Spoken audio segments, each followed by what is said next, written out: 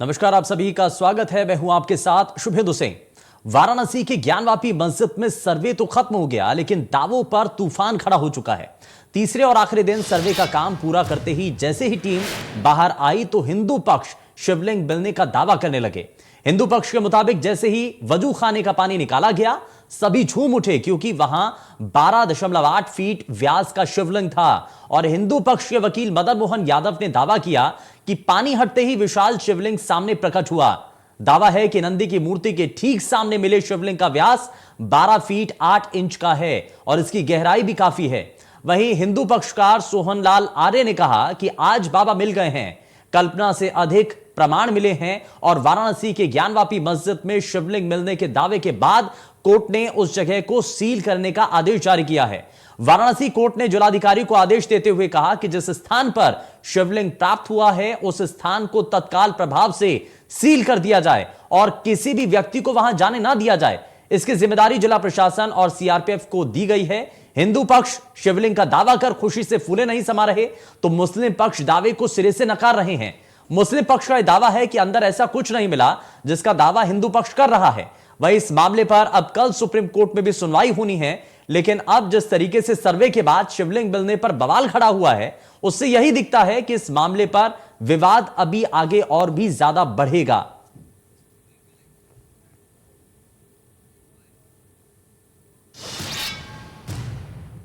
वहीं शिवलिंग मिलने पर डिप्टी सीएम केशव प्रसाद मौर्य और एआईएमआईएम प्रमुख असदुद्दीन ओवैसी ने आखिर इस पर क्या कहा है, जरा आगे आप देखिए।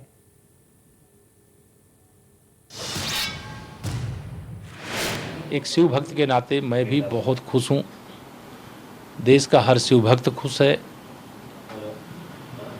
सदियों से नंदी बाबा की जो प्रतीक्षा थी कि कब मेरे भोलेनाथ मिलें और कब मैं उनके दर्शन करूं, तो वह शायद अवसर माननीय न्यायालय के आदेश के बाद जो कोर्ट कमिश्नर के माध्यम से सर्वे हुआ, उस सर्वे के बाद जो शिवलिंग मिले उसके बाद वह सब स्पष्टता हो गई है। मैं बहुत न्यायालय के फैसले का स्वागत करता हूं। इस समाचार की खुशी को मैं शब्दों में व्यक्त नहीं कर सकता।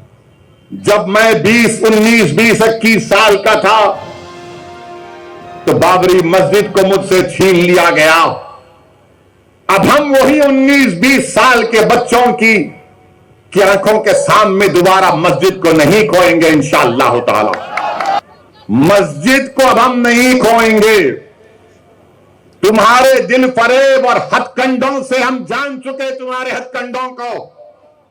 और अल्लाह के रसूल सल्लल्लाहु अलैहि वसल्लम का हदीस शरीफ है कि मोमिन वो है जो 2 बार एक सुराख से नहीं डसा जाता। अब हम दोबारा नहीं इनको डसने देंगे। मस्जिद है और रहेगी इंशाअल्लाह ताला सुबह क़यामत तक। ज्ञानवापी मस्जिद थी और जब तक अल्लाह दुनिया को कायम रखेगा मस्जिद रहेगी इंशाअल्लाह ताला। तो आपने दोनों ही नेताओं के बयान सुन लिए हैं। एक तरफ कहा जा रहा है कि सत्य ही शिव है और हिंदू पक्ष लगातार इस बात को रखता आ रहा है कि वहां से महत्वपूर्ण साक्ष्य मिले हैं और बाबा मिलने की ये खुशी लोगों के भीतर नजर आ रही है। राजनीतिक हलकों में भी इसको लेकर के अब लगातार रिएक्शन सामने आ रहे हैं। लेकिन वहीं दूसरी तरफ असदुद्दीन ओवैसी का भी आपने स्टेटमेंट सुना, आपने असदुद्दीन ओवैसी का बयान सुना है। उन्होंने कहा है कि बाबरी विध्वंस और जिस तरीके से वहां पर मस्जिद गिराई जाती है और ऐसा कुछ अब एक बार फिर से नहीं देखना होगा, ऐसा होने नहीं देंगे, ये उनका कहना है। और असल मायने में ये जो लगातार आरोपों के तीर चल रहे हैं, लेकिन असल जो सच है, ज्ञानवापी का सच असल मायने में क्या है, कोर्ट में लगातार हर दिन के हिसाब से इसमें सुनवाई होने के बाद, क्योंकि अब कोर्ट की तरफ से जो कमेटी तय की गई, अब सर्वे किया गया।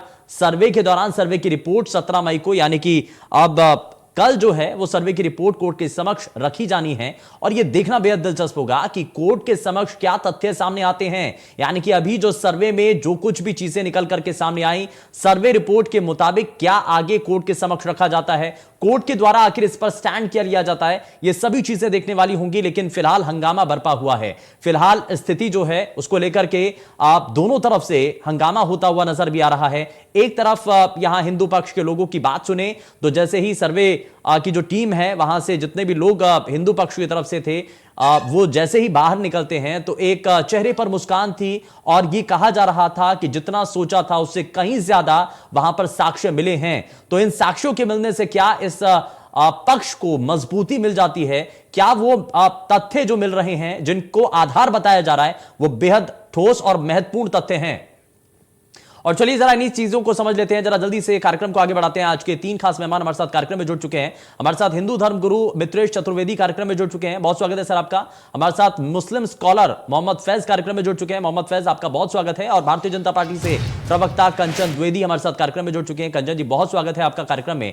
लेकिन शुरुआत मित्रेश चतुर्वेदी जी, आज जब सर्वे करने वाली टीम जब बाहर निकलती है तो एक चेहरे पर मुस्कान होती है। मुस्कान का मतलब क्या है, मुस्कान के मायने क्या हैं और उसके पीछे की वजह क्या है, जरा सबसे पहले आप ये समझाइए। और बार बार ये कहा जा रहा है कि बाबा मिल गए, इसका मतलब क्या है? देखिए, बात यहां से शुरू हुई थी कि वह श्रृंगार गौरी को ढूंढने गए थे और उनकी पूजा का अधिकार मांगा था याचिकाकर्ताओं ने। लेकिन वहां जब आज सर्वे के दौरान खुद बाबा मिल गए, शिवलिंग की प्राप्ति हो गई, तो इससे ज्यादा सबूत और क्या चाहिए आपको? और क्या सबूत चाहते हैं आप? और मुझे तो बड़ा दुख है कि बुजुर्ग स्थल पर जहां वजू करते हैं वहां बाबा मिले हैं। अरे भाई, ये तो आस्था के साथ खिलवाड़ है। जो लोग बात करते थे अब तक गंगा जमुनी तहजीब की, वो अब क्यों नहीं सामने आते हैं? उन लोगों को सामने आना चाहिए और उनको कहना चाहिए कि हाँ भाई, यहाँ मंदिर था, यहाँ बाबा मिले हैं, यहाँ शिवलिंग मिला है, यहाँ नंदी है, यहाँ सब कुछ है, तो ये मंदिर है, हम इसको मंदिर मान लेते हैं और यहाँ लोगों को पूजा करने की अनुमति दी जानी चाहिए। इसमें क्या बुराई है? केवल बैठकर बड़ी बड़ी बातें करने से काम नहीं चलेगा। ये मंदिर था, औरंगजेब ने तोड़कर इसको मस्जिद बनाया, ये गलत था और आज भी वही साक्ष्य मिल रहा है। और नहीं मित्रेश चतुर्वेदी जी, मित्रेश जी सुनिए ना, मुस्लिम पक्षकार ये बार बार कह रहे हैं कि वहां जो हिंदू पक्ष के लोग बार बार ये आकर के बता रहे हैं कि वहां पर बाबा मिले हैं, तो ऐसा कुछ नहीं है। वहां पर शिवलिंग को लेकर के वो खंडन कर रहे हैं इस बात का। मेरी खुद वाराणसी के लोगों से बात हुई है, फोन पर वार्ता हुई है, उन्होंने बताया है कि जो लोग अंदर गए थे उन्हीं में से उन्होंने बताया है लोगों ने कि अंदर शिवलिंग मिली है। वजू स्थल का जब पानी कम कराया गया तो उसमें शिवलिंग मिली है, उसकी वीडियोग्राफी कराई गई है और कोर्ट को भी पेश की जाएगी। और कोर्ट को पेश किए जाने के बाद जब निर्णय आ जाएगा तब ये लोग मान लें। मैं आज नहीं कहता हूं, कल तक रुके, कल जो रिपोर्ट कमिश्नर पेश करेंगे अदालत के अंदर, उसमें जाकर देख ले, उस वीडियो को देख ले, वहां शिवलिंग की प्राप्ति हुई है और कोई छोटा शिवलिंग नहीं मिला है, बड़ा शिवलिंग मिला है और नंदी के ठीक सामने मिला है। इससे बिल्कुल साबित होता है कि वो मंदिर था, मंदिर है और अब आगे भी मंदिर रहेगा। आपको ये लगता है कि शिवलिंग मिलने से हिंदू पक्ष का जो दावा था वो मजबूत होता है? बिल्कुल सही है, ठीक है और सही बात। देखिए, सच को आप कितनी देर तक छिपा सकते हैं? आपने सर्वे का विरोध किया, सर्वे नहीं होना चाहिए, ये नहीं होना चाहिए, लेकिन आप सच को कब तक छुपाएंगे भाई? हाँ। ठीक है, सच तो सामने आना चाहिए। देखिए, लोग ये जानना चाहते हैं कि ज्ञानवापी मस्जिद के पीछे असल मायने में सच क्या है, जिसको लेकर के सर्वे टीम भी पहुंची है, वीडियोग्राफी फोटोग्राफी वहां पर की गई है और अब जो सर्वे की रिपोर्ट है वो भी पेश करनी है कोर्ट के समक्ष। वो सभी तथ्य और सभी साक्ष्य रखे जाएंगे जो कि इस दौरान फोटोग्राफी और वीडियोग्राफी के जरिए जो कुछ भी सामने आया। मोहम्मद फैज को जरा जल्दी से कार्यक्रम में जोड़ लेता हूं। मोहम्मद फैज जी, अब ये बताइए कि ये दावा किया जा रहा है कि वहां पर हम तो सिर्फ पूजा पाठ के लिए अनुमति मांगने के लिए गए थे, हम ये चाहते थे कि वहां पर सिर्फ पूजा पाठ कर पाएं, लेकिन वहां तो साक्ष्य निकल रहे हैं, वहां तो साक्ष्य सामने आ रहे हैं और जिन बातों को लेकर के आज तक हर कोई इनकार करता रहा था वो साक्ष्य अब सबके सामने आ चुके हैं।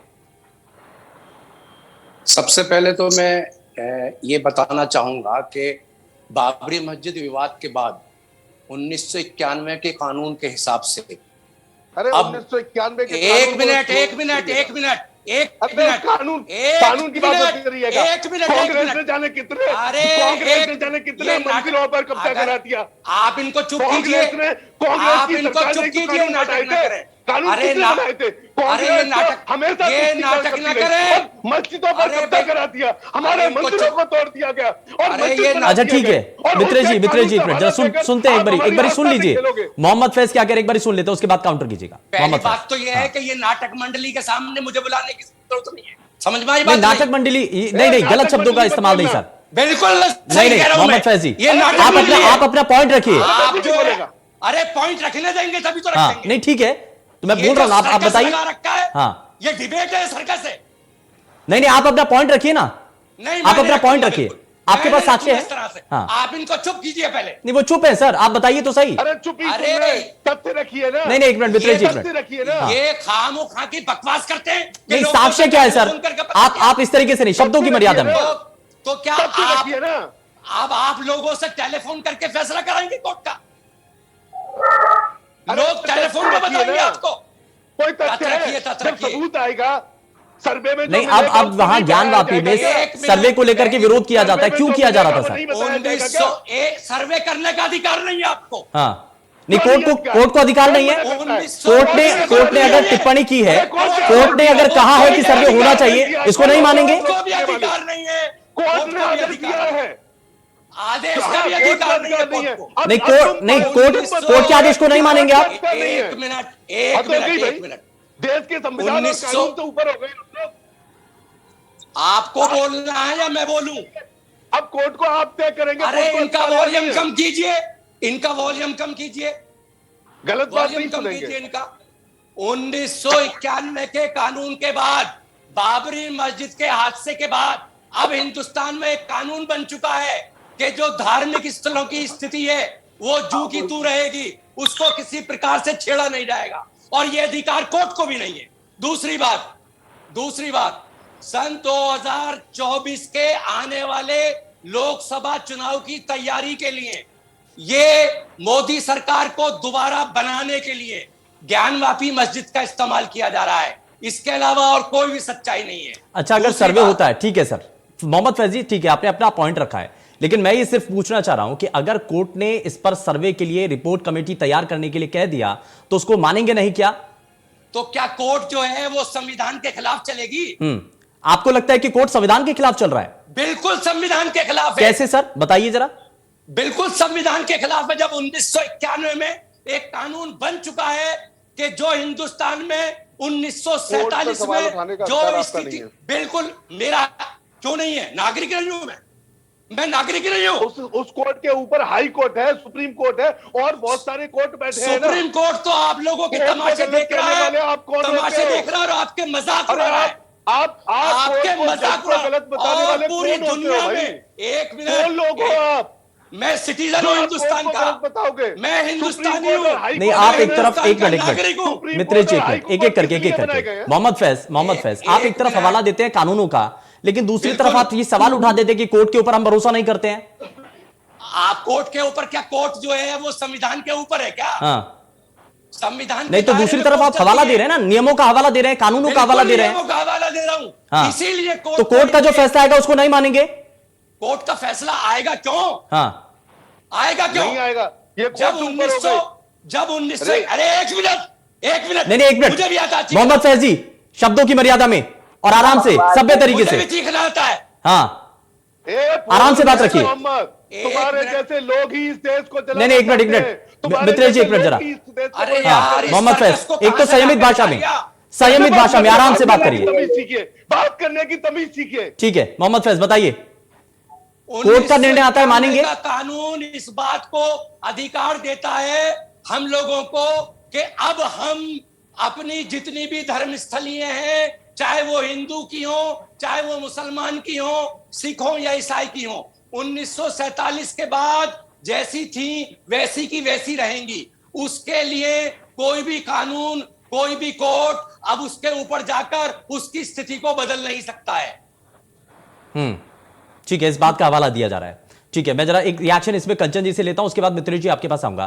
कंचन द्विवेदी जी, अब ये सवाल उठाया जा रहा है उस कानून का जिसका हवाला देकर के मोहम्मद फैज ये आधार बना रहे हैं, और जितने भी मुस्लिम पक्षकार हैं वो बार बार ये इस बात को सवाल उठाते रहे हैं कि 1991 एक्ट, वर्शिप एक्ट को लेकर के ये कहा जा रहा है एविडेंस के आधार पर कि अब जो पहले 1947 के बाद की जो स्थितियां थी, जो पहले जो था और उसके बाद जो था, वो उसी तरीके से रहना चाहिए, उसमें कोई बदलाव नहीं होना चाहिए। जहां पर मस्जिद थी वहां पर मस्जिद रहे, जहां पर मंदिर था वहां पर मंदिर रहे। उसके बावजूद क्यों फिर? नहीं, बिल्कुल भी। पहले तो मैं ये आपसे रिक्वेस्ट करूंगी कि ये जो फैज है थोड़ा सा बदतमीज टाइप के आदमी है, इनसे कहिएगा कि मेरे टाइम पे बिल्कुल भी ना बोले, क्योंकि मुझे ये बदतमीजियां बिल्कुल बर्दाश्त नहीं है। जिस तरीके से ये लोग बदतमीजी करते हैं और ये फैज जी कर रहे हैं, तो ये मेरे साथ ही ना करें। बाकी एक बात मैं आपको बता दूं मुझे कि तो ये आप जो खुद बदतमीज लग रही है मैडम। नहीं, मोहम्मद फैज, आप किसी को प्लीज। एक मिनट, एक मिनट, इनकी जबान नहीं, सुधारिए। एक महिला से बात करने का तरीका होता है। सुधारिए, ये महिलाओं को भी नहीं छोड़, नहीं, महिलाओं से बात करने का तरीका होता है, इस तरीके से नहीं, इस तरीके से बिल्कुल भी नहीं, इस तरीके से बिल्कुल भी नहीं सर। नहीं, इस तरीके से बिल्कुल नहीं, मेरी डिबेट में ये नहीं चलेगा, मेरी डिबेट में नहीं चलेगा सर। एक मिनट, आराम से बात करिए सर, आराम से बात करिए, आराम से बात करिए। आपको पूरा मौका दिया ना, आपको पूरा मौका दिया है, आपको आपकी बात रखने का पूरा मौका दिया। अब जरा बाकियों को सुनिए, बाकियों को सुनिए ना एक बारी आराम से। आप इनकी जबान सुधारिए। नहीं तो वो तो कुछ नहीं करे ना, आप एक बार सुन तो लीजिए। मैंने आपको भी पूरा मौका दिया ना, कैसे सुन, आपको पूरा मौका दिया आपको अपनी बात रखने का। अब जरा बाकियों को भी सुनिए। अरे साहब, इनकी जबान सुधारिए, इनकी नहीं जबान पर सर, जबान तो मैं तो सभी को बोल रहा हूं, मैं तो आपको भी बोल रहा हूं कि सर आप भी ठीक तरीके से बात रखें। एक बार जरा सुनिए, अब टाइम किल ना करें सर, टाइम किल ना करें। ये सबको कंचन द्विवेदी जी, बदतमीज कह के चुप। मोहम्मद फैज प्लीज एक मिनट। आप लोग बदतमीज कह के चुप करेंगे क्या? नहीं यार, इस तरीके से नहीं, इस तरीके से नहीं होगा सर। मर्यादा नहीं, मोहम्मद फैज, ना मर्यादा की पता है, ना कानून संविधान की पता है। आपको सिर्फ गुंडागर्दी आती है, आप गुंडागर्दी से देश चलाना चाहते हैं, आप हिंदू मुसलमानों के बीच में खाई खड़ी करना चाहते हैं। आपको इसके अलावा कोई सबक याद ही नहीं है। आप हिंदू मुसलमानों के बीच में दूरियां पैदा करके सरकार पर कब्जा किए हुए हैं, कब्जा करना चाहते हैं। और हिंदू मुसलमान के बीच में, हिंदू मुसलमान के बीच में खाई, आपकी कोई इतनी औकात नहीं है। आपकी एक मिनट, मोहम्मद फैज शब्दों का इस्तेमाल चेंज एकदम ठीक तरीके से। मोहम्मद फैज, औकात नहीं है। नहीं, शब्दों का इस्तेमाल देखिए, बहुत संयमित भाषा में, बहुत संयमित भाषा में, बड़े सरल तरीके से आपको बता रहा हूं मैं। अगर आपको पैनल पर रहना है, अगर आपको सही तरीके से बात करनी है तो आप बात कर सकते हैं। किसी महिला के साथ आप बदतमीजी से बात नहीं कर सकते हैं। अगर आपको बात रखनी है तो संयमित भाषा में रख सकते हैं। संयमित भाषा में अगर आप बात कर सकते हैं तो आप बात कर सकते हैं। ये संविधान विरोधी है। नहीं तो आप तय नहीं करेंगे ना सर, पहले सुन तो लीजिए। विरोधी है, ये हिंदुस्तान के अमन को खतरा है। एक बार सुन तो लीजिए मोहम्मद फैज एक बार सुनिए पहले, एक बार सुनिए। आपको मौका दिया, आपने अपनी बात रखी है, बाकियों को सुनिए। आपने मुझे कंचन मौका ही द्विवेदी, तो नहीं दिया। हाँ, आपने मुझे मौका ही तो नहीं दिया। आपको पूरी बात कर ली सर। आपने संविधान के ऊपर सवाल उठा दिए, आपने कोर्ट के ऊपर सवाल उठा दिए। आप कह रहे हैं कि हम कोर्ट के फैसले को मानेंगे नहीं, आप और क्या कहेंगे? मैं आपकी डिबेट को चलने ही नहीं दूंगा। मैं आपकी कंचन द्विवेदी, आ गए गुंडागर्दी करना शुरू, डिबेट को नहीं चलने दोगे। मैं इस डिबेट को चलने ही नहीं दूंगा। नहीं, यही तो चाहते हैं ना आप, यही चाहते हैं आप, यही चाहते हैं आप यही चाहते हैं कि डिबेट ना चल पाए, और आप यही चाहते हैं कि सच सामने ना पाए। मित्रेश चतुर्वेदी, मित्रेश, नाटक मंडली है। हाँ, ये नाटक, यही नाटक, यही आपका नाटक पता चल रहा है सर, यही नाटक पता चल रहा है। मित्रेश चतुर्वेदी, यही चीज मैं कह रहा हूं। ये सर्कस जो है ना, आपने चला रखा है। आप सच सामने नहीं आने देना चाहते हैं। आप नहीं चाहते हैं कि जो सर्वे रिपोर्ट है वो सामने आए। आप नहीं चाहते हैं कि सर्वे रिपोर्ट के जरिए जो साक्ष्य सामने आ रहे हैं ना, उसके जरिए खुलासा हो जाए। आपको इसी बात का डर लग रहा है। मित्रेश चतुर्वेदी को जोड़ रहा हूं। मित्रेश चतुर्वेदी, अब इसी बात का डर है क्या? इसीलिए शुरुआत में फोटोग्राफी, वीडियोग्राफी का इस दौरान हंगामा किया जाता है, विरोध किया जाता है, यही कारण है क्या? मित्रेश चतुर्वेदी, मैं किसी को बोलने नहीं दूंगा। ये मंडली नहीं चलेगी, ये मंडली नहीं चलेगी। दर्द समझ में आ रहा है मोहम्मद फैज, आपका दर्द समझ में आ रहा है, सर्कस नहीं चलेगा। आपका दर्द समझ में आ रहा है। और ये दर्द जो है ना, पूरे प्रदेश और देश के लोग भी देख रहे हैं। ये पूरे देश और प्रदेश के लोग देख रहे हैं आपका दर्द। ये टीस जो है ना मन की, वो समझ में आती है, और सबको ये पता चल रहा है कि आखिर क्यों इस दौरान विरोध किया जाता है। फोटोग्राफी के लिए जब टीम पहुंचती है, वीडियोग्राफी के लिए जब टीम पहुंचती है, वहां पर विरोध करना, हर एक साक्ष्य मिलता है तो उसको लेकर के सवाल उठा देना, यही तो टीस है ना। बिल्कुल यही सर्कस, और इसी सर्कस का हिस्सा बन गए हैं आप, और यही सर्कस आप कर रहे हैं। ये सर्कस आपका नहीं चलेगा, अब पूरी दुनिया ने देख लिया है। ठीक है, यही भगवे का आपको डर है। आपको भगवे का डर है ना, आपको भगवे का डर है ना, आपको भगवे का डर है। गुंडागर्दी नहीं चलेगी सर। संविधान और देश के अंदर जो है नियम कायदे कानून से चलेगा देश। किसी के डर से नहीं चलेगा, किसी के धमकाने से नहीं चलेगा। यही डर है। चलिए ठीक है मित्रेश जी, जी मैं जवाब देता हूँ। दरअसल है क्या है, नहीं मैं जवाब देता हूँ इनको। दरअसल है क्या है कि स्थिति क्या है कि फैज अहमद, मैं आपको बताना चाहता हूं, मैं कोई भारतीय जनता पार्टी का कार्यकर्ता नहीं हूं और मैं किसी पार्टी का कोई सदस्य नहीं हूं। अगर आपको बात करनी है तो संविधान के दायरे में बात करें। बात सुनिए, ये भगवा मंडली नहीं चलेगी। ये मेरी एक बात का जवाब दीजिए। ये मत बोलो, अगर भगवा से चिढ़ है, भगवा मंडली नहीं चलेगी। भगवा ही चलेगा, यहाँ भगवा ही चलेगा, ये देश हिंदुस्तान है, यहाँ भगवा ही चलेगा, तुम नहीं सकते, ये देश संविधान से चलेगा, ये देश संविधान से चलेगा, ये देश संविधान से चलेगा। मोहम्मद फैज यही तो हम कह रहे हैं कि ये देश संविधान से चलेगा, ये देश कोर्ट से चलेगा, नियमों के तहत चलेगा, लेकिन आप तो मान नहीं रहे हैं। आप कह रहे हैं कि कोर्ट से नहीं चलेगा देश, कोर्ट का फैसला मान्य नहीं होगा, आप मना कर रहे हैं ये ऐसा नहीं चलेगा, लेकिन देश जो है ना वो संविधान, नियम, कायदे, कानून, कोर्ट के जरिए चलेगा। मैं बहुत शुक्रिया तीनों ही खास मेहमान हमारे साथ कार्यक्रम में जुड़े। आप जुड़े, आपने अपना कीमती समय दिया, लेकिन मोहम्मद फैज, नियम, कायदे, कानून मानने पड़ेंगे। ये पूरे देश के लोग ये जानते भी हैं, समझते भी हैं कि कानून और नियमों के तहत ही पूरा देश चल रहा है और कोर्ट का जो फैसला होगा वो सभी को सर्वमान्य होना चाहिए, लेकिन आप इस पर सवाल उठा रहे हैं। खैर, पेशकश में फिलहाल के लिए बस इतना ही। नमस्कार।